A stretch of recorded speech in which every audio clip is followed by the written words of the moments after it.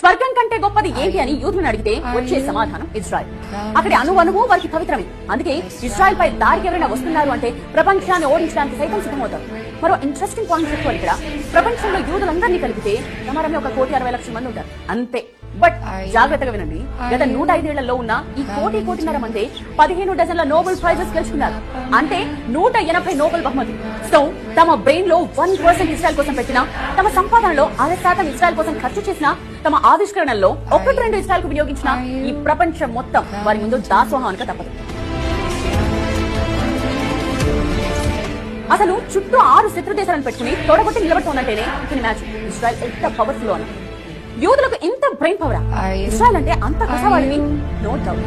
శతాబ్దాలుగా వాడు పడ్డ కష్టం అలాంటి. 100 ఏళ్లుగా ఇంత మంది ఎన్నిసార్లు దండయాత్రలు చేసి పూజపోతున్నారు. బాబిలోనియన్లు యూదులను ప్రాంతంగా మార్చుకున్నారు. రోమన్లు కొన్ని వేల మంది యూదులను చంపేశారు. యూదుల భూభాగాన్ని చిన్నాభిన్నం చేసి చెల్లాచెదరగా చేశారు. తలదాచుకోవడానికి వేరే దేశాలకు పడితే అక్కడ పట్టుకుని చంపేశారు. స్పెయిన్ లో యూదులను తరిమి కొట్టారు. యూరప్ లో కట్టగట్టి అందరినీ సామూహికంగా చంపేశారు. యూదుల తత్వం ఒక్కటి, ఎక్కడున్నా సరే అధికారంలో ఉండాలి, వ్యవస్థపై ఆర్థికంగా పట్టు సాధించాలి. ఇవే కోరుకుంటున్నాయి. బహుశా ఆ లక్షణమే హిట్లర్ కు యూదులపై ద్వేషాన్ని పెంచిందేమో. దాదాపు 10 లక్షల మంది యూదులను ఊచకోతకోసాడు హిట్లర్. అలా 100 ఏళ్ల పాటు ఎక్కడెక్కడో తలదాచుకున్న యూదులు 1900-2000 మధ్య తిరిగి ఇజ్రాయెల్ చేరారు. అందుకే ఇజ్రాయెల్ అంటే వాళ్ళకి అంత ఇష్టం, అంత పవిత్రం.